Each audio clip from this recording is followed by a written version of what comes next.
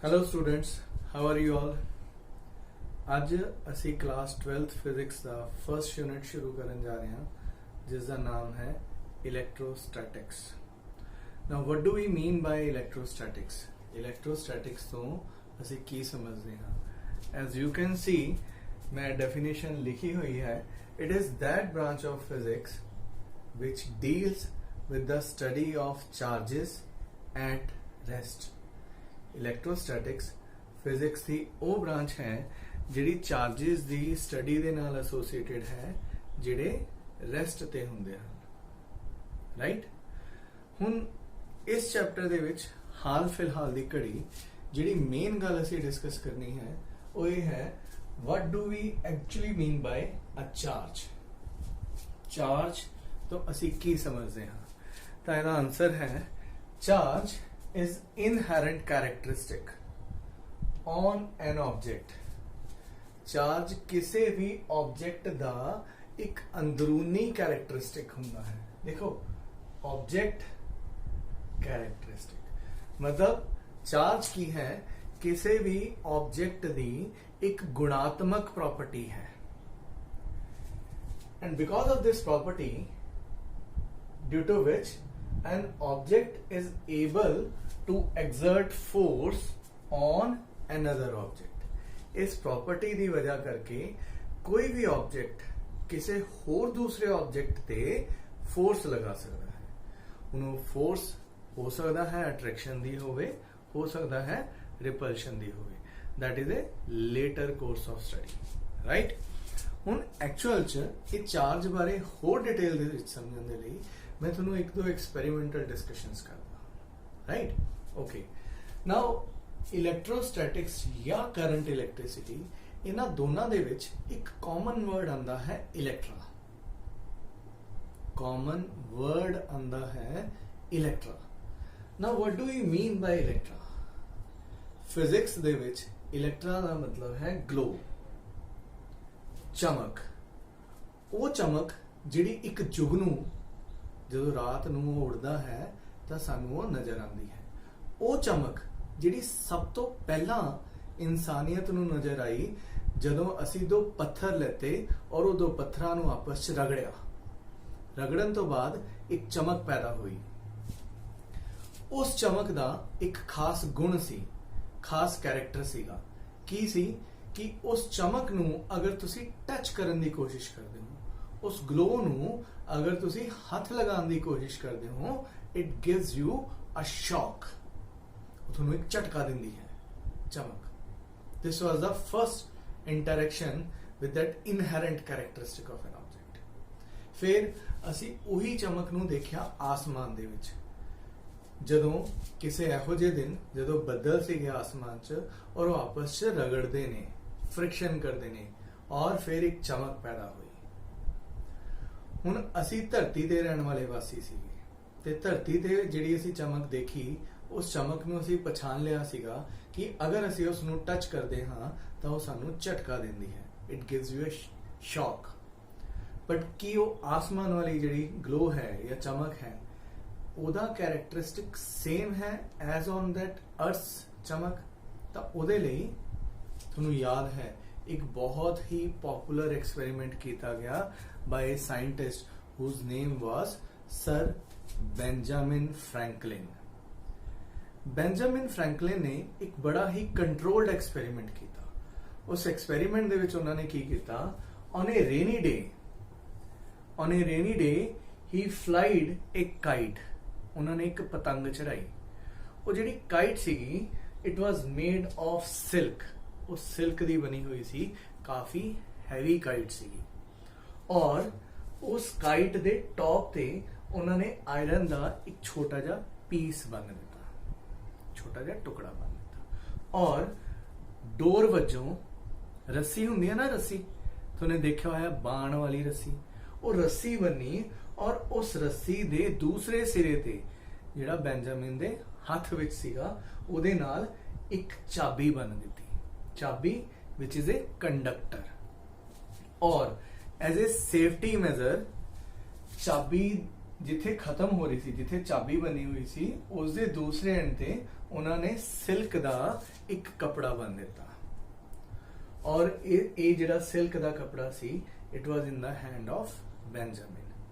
ਔਰ ਬੈਂਜਾਮਿਨ ਨੇ ਆਪਣੀ ਸੇਫਟੀ ਦੇ ਲਈ ਖੁਦ ਆਪਣੇ ਆਪ ਨੂੰ, because it was a rainy day, ਤਾਂ ਉਹ ਇੱਕ ਰੂਫ ਦੇ ਹੇਠਾਂ ਖੜਾ ਹੋਇਆ ਸੀਗਾ।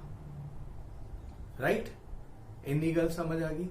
ਫਿਰ ਕੀ ਹੋਇਆ, ਜਦੋਂ ਆਸਮਾਨ ਦੇ ਵਿੱਚ ਬੱਦਲ ਸੀ, ਬਾਰਿਸ਼ ਹੋ ਰਹੀ ਸੀ, ਬੱਦਲ ਫ੍ਰਿਕਸ਼ਨ ਕਰ ਰਹੇ ਸੀਗੇ, ਲਾਈਟ ਪੈਦਾ ਹੋਈ, ਚਮਕ ਪੈਦਾ ਹੋਈ, ਬਾਰਿਸ਼ ਕਰਕੇ ਇਹ ਜਿਹੜੀ ਰੋਪ ਸੀਗੀ, ਜਿਹੜੀ ਰੱਸੀ ਸੀ, it became a conductor. Otherwise रस्सी इंसुलेटर है, but because of that drops of water एक कंडक्टर बन गई। और now this was a conducting channel. इत्थे बदल सीगे, बदलां तो वो चार्ज जिहड़ा है वो इस आयरन रोड ने कलेक्ट किया और वो चार्ज इत्थे ट्रांसफर होया।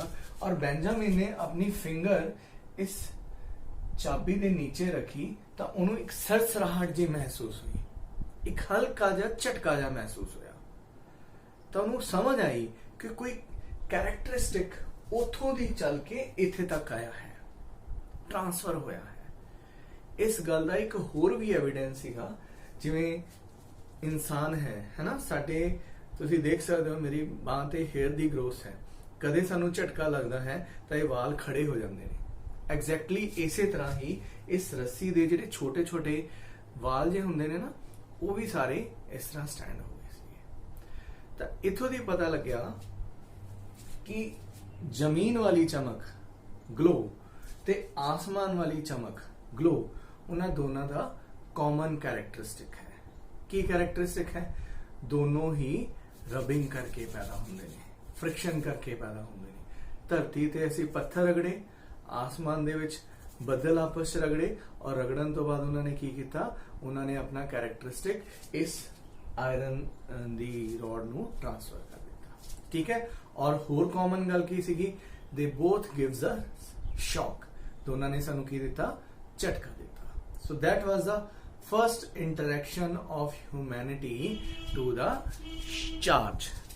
राइट।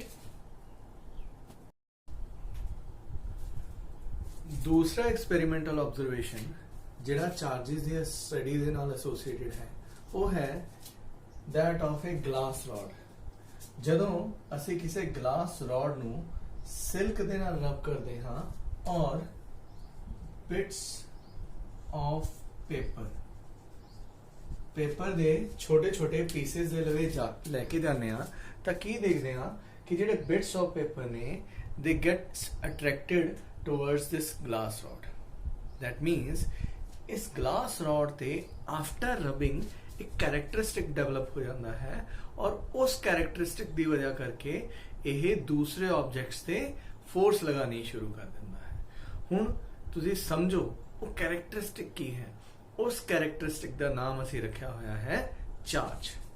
साइमल्टेनियसली जदों असीं ग्लास रॉड नूं सिल्क दे नाल रब करके उहदे पैरेलल एक दूसरी glass rod which is again rubbed with silk hang करते हैं, तो की देखते हैं, they both repel each other, वो एक दूजे नू रिपेल करते हैं। इसे तरह ही एक प्लास्टिक दी रॉड लेती गई, प्लास्टिक जिन्हों असी एबोनाइट कहने हैं, एबोनाइट दी रॉड लेती गई, उसनू रब किया गया वूल दे नाल, और उसनू भी बिट्स ऑफ पेपर दे नेड़े लेके गए, तो की देखते हैं कि it was also able to attract those bits of paper towards itself.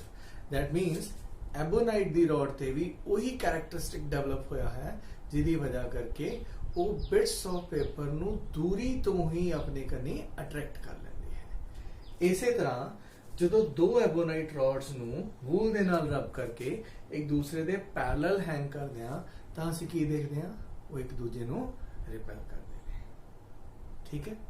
हुण तुसीं देखो, मैं तुहानूं की समझाउण दी कोशिश कीती है हाले तक भी चार्ज की है, तो इसदा आंसर है चार्ज कैरेक्टरिस्टिक है किसी ऑब्जेक्ट ते, ऑब्जेक्ट दा एक गुणात्मक फीचर है जिहदी वजह करके कोई भी ऑब्जेक्ट किसी दूसरे ऑब्जेक्ट ते फोर्स लगा सकता है, झटका दिंदा है ना। पत्थरां नूं आपस च रगड़िया, बदल आपस फ्रिक्शन करते हैं, तो की करते हैं, they are able to produce shock। ਇਸੇ ਤਰ੍ਹਾਂ ਹੀ ਜਦੋਂ ਅਸੀਂ ਗਲਾਸ ਰॉड ਨੂੰ ਜਾਂ ਐਬੋਨਾਈਟ ਦੀ ਰॉड ਨੂੰ ਰਿਸਪੈਕਟਿਵਲੀ ਸਿਲਕ ਦੇ ਨਾਲ ਜਾਂ ਵੂਲ ਦੇ ਨਾਲ ਰਬ ਕਰਦੇ ਹਾਂ, then what they are able to do, they are able to attract bits of paper ਜਾਂ ਇੱਕ ਦੂਜੇ ਨੂੰ ਰਿਪੈਲ ਕਰ ਰਹੇ ਨੇ। ਕਲੀਅਰ ਹੈ? ਦੈਟ ਮੀਨਸ ਅਸੀਂ ਸਮਝ ਗਏ ਹਾਂ ਹਾਲ ਫਿਲਹਾਲ ਕਿ ਚਾਰਜ ਇੱਕ ਇਹੋ ਜਿਹਾ ਕੈਰੈਕਟਰਿਸਟਿਕ ਹੈ ਜਿਹੜਾ ਕਿਸੇ ਵੀ ਆਬਜੈਕਟ ਤੇ ਪੈਦਾ ਹੁੰਦਾ ਹੈ ਬਿਕੋਜ਼ ਆਫ ਰਬਿੰਗ, और इस कैरेक्टरिस्टिक दी वजह करके कोई भी ऑब्जेक्ट दूसरे ऑब्जेक्ट ते फोर्स लगा सकता है। क्लियर? हाले तक तो देखो जिन्नी भी डिस्कशन हुई है मेरी तुहाडे नाल ਉਹਦੇ ਵਿੱਚ ਇਹੀ ਗੱਲ ਸਮਝ ਆ ਰਹੀ ਹੈ ਵੀ ਚਾਰਜ ਇੱਕ ਤਰ੍ਹਾਂ ਦਾ ਕੈਰੈਕਟਰਿਸਟਿਕ ਹੈ। ਦੇਖੋ ਕਿਵੇਂ ਗਲਾਸ ਰॉड ਸਿਲਕ ਦੇ ਨਾਲ ਰਬ ਕੀਤੀ ਬਿਟਸ ਆਫ ਪੇਪਰ ਨੂੰ ਅਟਰੈਕਟ ਕਰ ਰਹੀ ਹੈ, ਗਲਾਸ ਰॉड ਇੱਕ ਦੂਜੇ ਨੂੰ रिपेल कर रहे ने, एक दोनों का एक तरह का बिहेवियर हो गया, एक पर्टिकुलर टाइप ऑफ बिहेवियर हो गया। इधर आओ एबोनाइट दी रॉड वूल दे नाल रब करन तो बाद बिट्स ऑफ पेपर नु अट्रैक्ट कर रही है, सेम बिहेवियर जिहड़ा ग्लास रॉड एग्जिबिट कर रही सी। इसे तरह दो similar kinds of ebonite rod वो एक दूजे नु की कर रही ने, रिपेल कर रही ने, माने इस दा बिहेवियर भी इहदे नाल मैच कर रहा है ना। इथे दोनों आपस की कर रहे ने रिपल्शन, ये दोनों भी आपस की कर रहे ने रिपल्शन। यह पेपर नु की कर रहा है अट्रैक्शन, यह पेपर नु की कर रहा है अट्रैक्शन। ठीक है, इस तरह महसूस हो रहा सी, इस तरह समझ आ रहा सी कि जो कैरेक्टरिस्टिक इससे आया है वही कैरेक्टरिस्टिक इससे आया है। सिंपल, मतलब उस कैरेक्टरिस्टिक का नाम असी रख दिता चार्ज। बट डूंघाई नाल गल उदों समझ आई ਜਦੋਂ ਅਸੀਂ ਇੱਕ ਗਲਾਸ ਰॉड ਨੂੰ ਸਿਲਕ ਦੇ ਨਾਲ ਰਬ ਕਰਕੇ ਤੇ ਐਬੋਨਾਈਟ ਰॉड ਨੂੰ ਵੂਲ ਦੇ ਨਾਲ ਰਬ ਕਰਕੇ ਇੱਕ ਦੂਜੇ ਦੇ ਪੈਰਲਲ ਸਸਪੈਂਡ ਕਰਤਾ। ਹੁਣ ਅਸੀਂ ਕੀ ਦੇਖਦੇ ਹਾਂ, ਦੇ ਬੋਥ ਅਟਰੈਕਟ ਈਚ ਅਦਰ। ਤੇ ਦੇਖੋ ਇੱਥੇ ਗਲਾਸ ਰਿਪੈਲ ਕਰ ਰਿਹਾ ਸੀ, ਇੱਥੇ ਐਬੋਨਾਈਟ ਰਿਪੈਲ ਕਰ ਰਿਹਾ ਸੀ, ਬਟ ਇੱਥੇ ਗਲਾਸ ਤੇ ਐਬੋਨਾਈਟ ਕੀ ਕਰ ਰਿਹਾ ਹੈ, ਅਟਰੈਕਟ ਕਰ ਰਿਹਾ ਹੈ। ਦੈਟ ਮੀਨਸ ਇਹਨਾਂ ਦੋਨਾਂ ਦਾ ਨੇਚਰ, दोनों का characteristic it is not same as of each other, it is different. तो इथों दी असी ये कंक्लूड किया कि जिहड़े चार्जिज ने वो दो तरह के होंगे ने। ठीक है, so there are two types of charges. हुण अगली गल जिहड़ी बहुत ही ज़्यादा इंपॉर्टेंट है ते तुसी अज तक उन्होंने अपनी लाइफ च कदे ज़्यादा सिग्निफिकेंस दिता नहीं, how and what to name a charge. तुसी कहोगे सर इसकी खास गल है, वी ऑलरेडी नो चार्जेस दो तरह के होंगे ने, one is named as positive and another is named as negative. Now my question is कि क्यों असी चार्जेस नु पॉजिटिव ते नेगेटिव नाम दिता, why charges were named as positive as well as negative. Where charges दे रिसर्च काफी scientist कर चुके थे। बेंजामिन दी मैं तुहानू एग्जांपल दी, हो सकता है असी कह देंगे भी यार चार्जेस का नाम जिहड़ा है एक बेंजामिन रख दो, दूसरा फैराडे रख दो, तुसी फैराडे बारे अगे जाके पढ़ोगे, but they were not named like this, they were named as positive and negative. There is a logic behind this. Okay, हुण तुसी देखो ग्लास रॉड नू जदों सिल्क दे नाल रब करके बिट्स ऑफ पेपर दे लवे लेके जाने आ तां ये की करदा है, इट अट्रैक्ट्स। एबोनाइट रॉड नू वूल दे नाल रब करके बिट्स ऑफ पेपर दे लवे लेके जाने आ तां ये भी की करदा है, ये अट्रैक्ट करदा है। लेट अस अज्यूम कि glass rod bits of paper दे नाल सिल्क दे नाल रब करन ते उस च जिहड़ी फोर्स दी एबिलिटी डेवलप हो जाती है to attract bits of paper से 2 न्यूटन से, ये की है ग्लास रॉड। इसी तरह जिहड़ी एबोनाइट रॉड है जदों इस नूं वूल दे नाल रब करदे हां तां ये भी बिट्स ऑफ पेपर नूं कितनी फोर्स दे नाल अट्रैक्ट करेगी, 2 न्यूटन दे नाल। ठीक है, अगर मैं दोनों नूं कंबाइन कर दिया और बिट्स ऑफ पेपर नूं अट्रैक्ट करने की कोशिश करा, then with what force they will attract? So your answer will be definitely 4 Newton. But तुसी जानते हो रियलिटी च की होया, ਜਦੋਂ ਇਹਨਾਂ ਦੋਨਾਂ ਨੂੰ ਕੰਬਾਈਨ ਕਰਕੇ ਅਸੀਂ ਬਿਟਸ ਆਫ ਪੇਪਰ ਦੇ ਨੇੜੇ ਰੱਖਦੇ ਹਾਂ, they were not able to attract bits of paper. ਇਸ ਦਾ ਕੀ ਮਤਲਬ ਹੈ? ਇਸ ਦਾ ਮਤਲਬ ਹੈ ਕਿ ਇਹਨਾਂ ਦੋਨਾਂ ਨੇ ਇੱਕ ਦੂਜੇ ਦੇ ਇਫੈਕਟ ਨੂੰ ਕੈਂਸਲ ਆਊਟ ਕਰਤਾ, ਨਲੀਫਾਈ ਕਰਤਾ। ਜਦੋਂ ਅਸੀਂ ਸਾਇੰਸ ਪੜ੍ਹਦੇ ਹਾਂ ਤਾਂ ਸਾਨੂੰ ਇਹ ਪੜ੍ਹਾਇਆ ਜਾਂਦਾ ਹੈ ਕਿ ਜਦੋਂ ਵੀ ਤੁਸੀਂ ਦੋ ਚੀਜ਼ਾਂ ਨੂੰ ਆਪਸ ਵਿੱਚ ਮਿਕਸ ਕਰਦੇ ਹੋ, so then you get a product. Like in chemistry, hydrogen ਦੇ ਵਿੱਚ ਤੁਸੀਂ ਜਦੋਂ ਆਕਸੀਜਨ ਨੂੰ ਐਡ ਕਰਦੇ ਹੋ, then you get water. Similarly life ਦੇ ਹੋਰ ਵੀ ਬਹੁਤ ਸਾਰੇ ਫੈਨੋਮੀਨਾਜ਼ ਨੇ ਜਿੱਥੇ ਅਸੀਂ ਦੋ ਚੀਜ਼ਾਂ ਨੂੰ ਆਪਸ ਵਿੱਚ ਮਿਕਸ ਕਰਦੇ ਹਾਂ, then definitely we get a product. But ਇਹੋ ਜਿਹਾ ਕਿੱਥੇ ਹੁੰਦਾ ਹੈ ਕਿ ਜਦੋਂ ਅਸੀਂ ਦੋ ਚੀਜ਼ਾਂ ਨੂੰ ਆਪਸ ਵਿੱਚ ਐਡ ਕਰਦੇ ਹਾਂ, then the resultant is zero. ਤਾਂ ਇਸ ਦਾ ਆਨਸਰ ਹੈ ਇਨ ਮੈਥਮੈਟਿਕਸ। ਮੈਥਮੈਟਿਕਸ ਦੇ ਵਿੱਚ ਵੀ specially in algebra, let us assume ਮੇਰੇ ਲਈ ਇੱਕ ਫਿਜ਼ੀਕਲ ਕੁਆਂਟੀਟੀ ਦਾ ਮੈਜ਼ਰ ਹੈ +2 ਔਰ ਦੂਸਰੀ ਫਿਜ਼ੀਕਲ ਕੁਆਂਟੀਟੀ ਦਾ ਮੈਜ਼ਰ ਹੈ -2। ਹੁਣ ਉਹਨਾਂ ਦੋਨਾਂ ਫਿਜ਼ੀਕਲ ਕੁਆਂਟੀਟੀਜ਼ ਨੂੰ ਅਗਰ ਉਹ ਦੋਨੋਂ ਸੇਮ ਨੇਚਰ ਦੀਆਂ ਨੇ, ਮੈਂ ਆਪਸ ਚ ਐਡ ਕਰਦਾ ਹਾਂ, then what will be the resultant? Answer is 0। एक +2 है, एक -2 है और रिजल्टेंट की निकल के आ रहा है 0। दैट मीन्स कि ਜਿਹੜੇ ਚਾਰजेस ਨੇ ਉਹ ਮੈਥਮੈਟੀਕਲ ਐਲਜੇਬਰਾ ਦੇ ਰੂਲਸ ਨੂੰ ਫੋਲੋ ਕਰਦੇ ਨੇ। ਮੈਥਮੈਟੀਕਲ ਐਲਜੇਬਰਾ ਦੇ ਰੂਲਸ ਨੂੰ ਫੋਲੋ ਕਰਦੇ ਨੇ। That is why charges were named as positive and negative. Right? So एक बड़ा सिंपल सा क्वेश्चन है जिहड़ा तुसी नोट भी कर सकते हो। Why charges are named as positive and negative? तो इसका आंसर लिख लो, charges are named as positive and negative because they follow the rules of algebra। Right? I hope तुहानू समझ आ गया होएगा कि व्हाट इज चार्ज। तो मैं एक बारी ब्रीफ तुहानू दोबारा समझा जाना हाँ। चार्ज की है? It is characteristic on an object.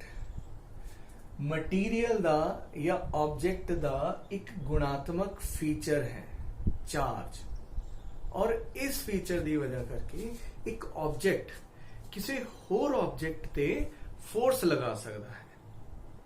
Right? वो फोर्स जिहड़ी है वो अट्रैक्शन दी भी हो सकती है और वो रिपल्शन दी भी हो सकती है। और ये जिहड़ा कैरेक्टरिस्टिक है वो किन्ने तरह का हुंदा है? तो आंसर है 2 तरह का हुंदा है। दैट मीन्स कैरेक्टरिस्टिक कौन है? चार्ज। तो चार्ज किन्ने तरह का हुंदा है? 2 तरह का हुंदा है। किवें पता लग गया? ਜਦੋਂ ਅਸੀਂ ਗਲਾਸ ਰॉड ਤੇ ਐਬੋਨਾਈਟ ਦੀ ਰॉड ਨੂੰ ਇੱਕ ਦੂਜੇ ਦੇ ਪੈਰਲਲ ਸਸਪੈਂਡ ਕੀਤਾ ਰਬਿੰਗ ਕਰਨ ਤੋਂ ਬਾਅਦ, ਤਾਂ ਸਾਨੂੰ ਪਤਾ ਲੱਗਿਆ ਕਿ ਇਹਨਾਂ ਦੋਨਾਂ ਦਾ ਬਿਹੇਵੀਅਰ ਇਹਨਾਂ ਦੋਨਾਂ ਦੇ ਇੰਡੀਵਿਜੂਅਲ ਕੈਰੈਕਟਰਿਸਟਿਕ ਤੋਂ ਹਟ ਕੇ ਨਿਕਲ ਕੇ ਆਇਆ। Right? So charges are of 2 types and why they are named as positive and negative? Because they follow the rules of algebra. Right?